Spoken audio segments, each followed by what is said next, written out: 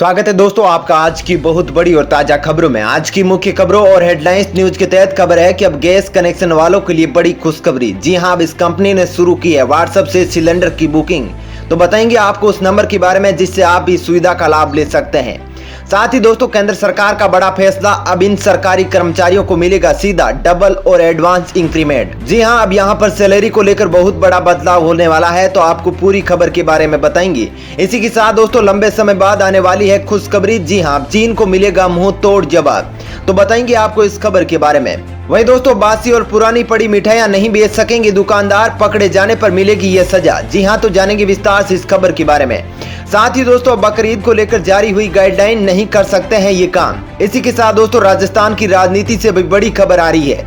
जी हां, अशोक गहलोत का इन 6 और विधायकों ने छोड़ा है साथ। इसी के साथ दोस्तों जानेंगे अब अंतरिक्ष में सुपर पावर बनना चाहता है अमेरिका, इन 2 ग्रहों पर बनाएगा न्यूक्लियर पावर प्लांट। जी हां, तो विस्तार से इस खबरों के बारे में आपको बताएंगे। तो दोस्तों आज इन्हीं सब खबरों के बारे में जानेंगे। इसके अलावा भी कई अन्य बड़ी खबरें हैं जिसके बारे में हम इस वीडियो में जानेंगे, तो वीडियो को अंत तक जरूर देखें। साथ ही दोस्तों वीडियो के बारे में आपकी जो भी राय हो कमेंट करके जरूर बताइए। साथ ही हमारे जाबाज कोरोना वीरों के लिए दिल से कमेंट में जय हिंद वंदे मातरम जरूर लिखिए। साथ ही दोस्तों वीडियो में आगे बढ़ने से पहले आपसे एक छोटी सी विनती है, इस वीडियो को लाइक जरूर करें और हमारे चैनल को सब्सक्राइब जरूर कर ले ताकि आपको ऐसी ही खबरें हमेशा मिलती रहे। तो चलिए दोस्तों बिना देरी के फटाफट से जानते हैं आज की सभी बड़ी खबरों को। पहली खबर, अब व्हाट्सएप से होगी एलपीजी सिलेंडर की बुकिंग, इंडियन ऑयल ग्राहक नोट कर ले ये नंबर। जी हां दोस्तों, अगर आप इंडियन ऑयल की इंडियन गैस के ग्राहक है तो आपके लिए अच्छी खबर है। जी हां, अब व्हाट्सएप के जरिए भी इंडियन एलपीजी सिलेंडर बुक करा सकते हैं। कंपनी ने इसकी सुविधा शुरू कर दी है, यानी अब बिना कहीं जाए और अधिक आसानी से आप रसोई गैस सिलेंडर बुक करा सकते हैं। दरअसल इंडियन ऑयल ने इसके बारे में ट्वीट कर जानकारी दी है। इंडियन ऑयल ने अपने ट्वीट में कहा है कि व्हाट्सएप से इंडियन एलपीजी सिलेंडर बुक कराने के लिए ग्राहक को रिफिल लिखकर व्हाट्सएप नंबर 7588888824 पर व्हाट्सएप करना होगा। ध्यान रहे कि यह व्हाट्सएप मैसेज ग्राहक के कंपनी में रजिस्टर्ड मोबाइल द्वारा ही किया जाना चाहिए। वहीं भारतीय पेट्रोलियम कॉर्पोरेशन यानी बीपीसीएल भी व्हाट्सएप के जरिए रसोई गैस सिलेंडर की बुकिंग पहले ही शुरू कर चुकी है। चलिए दोस्तों जानते हैं अगली खबर। इंतजार हुआ खत्म, फ्रांस के एयरबेस से आज भारत के लिए उड़ेंगे 5 रफाल विमान। जी हां दोस्तों, आखिर इंतजार खत्म हो गया है। दुनिया का सबसे ताकतवर लड़ाकू विमान रफाल भारत आने वाला है। सूत्रों के मुताबिक आज फ्रांस के एयरबेस से रफाल विमान भारत के लिए उड़ान भरेंगे। 7364 किलोमीटर की हवाई दूरी तय करके 5 रफाल विमान बुधवार को अंबाला एयरबेस पहुंचेंगे। और सबसे खास बात यह है कि भारतीय वायुसेना के फाइटर पायलट खुद रफाल उड़ाकर भारत ला रहे हैं। माना जा रहा है कि अगले हफ्ते इन 5 विमानों की तैनाती चीन से विवाद के मद्देनजर की जाएगी। चलिए दोस्तों जानते हैं अगली खबर। पीएलए के कब्जे वाले तिब्बत के ऊपर से गुजरा भारतीय जासूसी सैटेलाइट, डर गया चीन। जी हां दोस्तों, भारत और चीन के बीच जारी सीमा विवाद के बीच रविवार को भारत का एक जासूसी सैटेलाइट चीन के कब्जे वाले तिब्बत के ऊपर से गुजरा है। इस सैटेलाइट के गुजरने के बाद चीन एकदम बिलबिला पड़ा है और उसने अपनी सेना जुटाना शुरू कर दी है। दरअसल आधिकारिक सूत्रों ने कहा कि भारत के defence research and development organisation यानी डीआरडीओ का यह सैटेलाइट इंटेलिजेंस इनपुट जुटाने का काम करता है। इसमें एक इलिंट यानी इलेक्ट्रॉनिक इंटेलिजेंस सिस्टम कोटे लगा हुआ है जो रक्षा क्षेत्र में अहम जानकारियां जुटाने में सक्षम है। सूत्रों ने बताया कि देपसांग सेक्टर में चीनी सैनिक तैनात किए गए हैं क्योंकि सैनिकों को एलएसी के उनके हिस्से में खुदाई करते देखा गया है। वहीं अड्डा पीएलएन का पहला विदेशी सैन्य अड्डा है जिसे भारी लागत पर बनाया गया है। वहीं हाल ही में आई खबर के मुताबिक 3 चीनी युद्धपोत जिबूती तट के पास तैनात किए गए हैं। चलिए दोस्तों जानते हैं अगली खबर। गहलोत सरकार की बड़ी मुश्किलें, बसपा का 6 विधायकों को कांग्रेस के खिलाफ वोट देने का विहिप जारी। जी दोस्तों, राजस्थान में चल रही राजनीतिक उठापटक में एक नया मोड़ सामने आ गया है। दरअसल बहुजन समाज पार्टी यानी बीएसपी ने पिछले साल कांग्रेस में शामिल होने वाले पार्टी छोड़ने वाले 6 विधायकों को विधानसभा में शक्ति परीक्षण के दौरान सत्तारूढ़ पार्टी यानी कांग्रेस के खिलाफ मतदान करने का रविवार को विहिप जारी किया है।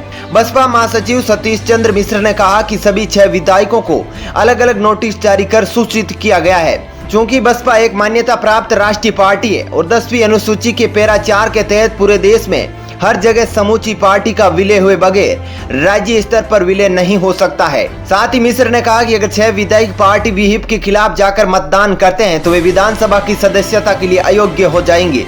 चलिए दोस्तों अब जानते हैं अगली खबर। अब बासी और पुरानी रखी हुई मिठाई नहीं बेच सकेंगे कारोबारी। जी हाँ दोस्तों, बासी और रखी हुई मिठाई बेचने वाले मिठाई कारोबारी अब ऐसा नहीं कर सकेंगे, क्योंकि 1 अक्टूबर से उन्हें सभी तरह की मिठाई के साथ यह भी बताना होगा कि ये ताजी है या पुरानी। साथ ही मिठाई कारोबारियों को यह भी लिखना होगा कि ये मिठाई कब की बनी है और कब तक इसका इस्तेमाल किया जा सकता है। ऐसा नहीं करने वाले कारोबारियों के विरुद्ध फूड सेफ्टी स्टैंडर्ड्स एक्ट के तहत जुर्माना और दुकान पर ताला लगाने जैसी कार्रवाई की जाएगी। Food safety and standard authority of India यानी FSI की ओर से यह आदेश जारी किया गया है। दरअसल यह फैसला मिठाई कारोबारियों पर अंकुश लगाने के लिए लिया गया है। चलिए दोस्तों, अब जानते हैं अगली खबर। बकरीद पर सामूहिक नमाज नहीं, मस्जिदों में केवल 50 लोगों की अनुमति। जी हाँ दोस्तों, कर्नाटक ने एक समय में अधिकतम 50 लोगों के साथ केवल मस्जिद में ईद उल अजहा की नमाज अदा करने की अनुमति देते हुए कहा कि कोविड-19 महामारी को देखते हुए ईदगाह और अन्य स्थान पर सामूहिक नमाज को प्रतिबंधित किया गया है। चलिए दोस्तों, अब जानते हैं अगली खबर। कोरोना के कारण नए वाहनों की बिक्री में दर्ज हुई गिरावट, सेकेंड हैंड गाड़ियों की बिक्री में आया उछाल। जी हाँ दोस्तों, इस साल मार्च के महीने में कोरोना संक्रमण बढ़ने के साथ ही लॉकडाउन लगाया गया था।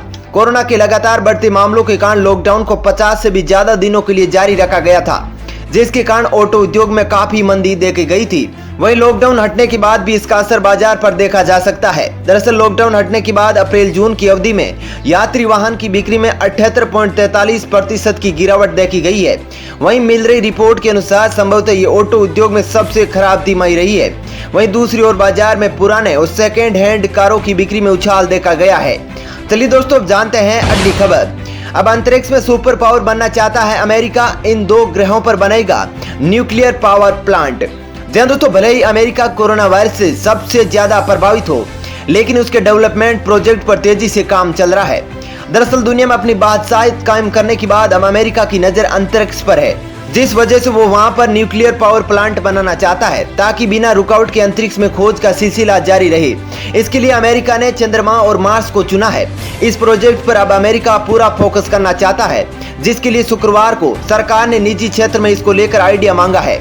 इस प्रोजेक्ट से जुड़े अधिकारियों के मुताबिक उनका मकसद उन्नत किस्म के रिएक्टर को बनाना है। इसमें से कुछ तो माइक्रो रिएक्टर है और कुछ ऐसे रिएक्टर है जो बिना पानी के भी ठंडे रखे जा सकते हैं। वहीं बता दें कि पृथ्वी पर ज्यादा रिएक्टर है जिन्हें पानी के जरिए ठंडा रखा जाता है, जिसे वाटर कूल्ड रिएक्टर कहते हैं। वहीं ऊर्जा विभाग के मुताबिक छोटे परमाणु रिएक्टर सरकार के लिए अंतरिक्ष मिशन के लिए आवश्यक बिजली उत्पादन क्षमता पैदा कर सकते हैं। इस प्रोजेक्ट को लेकर अगस्त में एक अहम बैठक भी की जा सकती है। चलिए दोस्तों, अब जानते हैं अगली खबर। इन सरकारी कर्मचारियों को बड़ी सौगात, एडवांस और डबल वेतन वृद्धि का मिलेगा लाभ, जानिए नए नियम।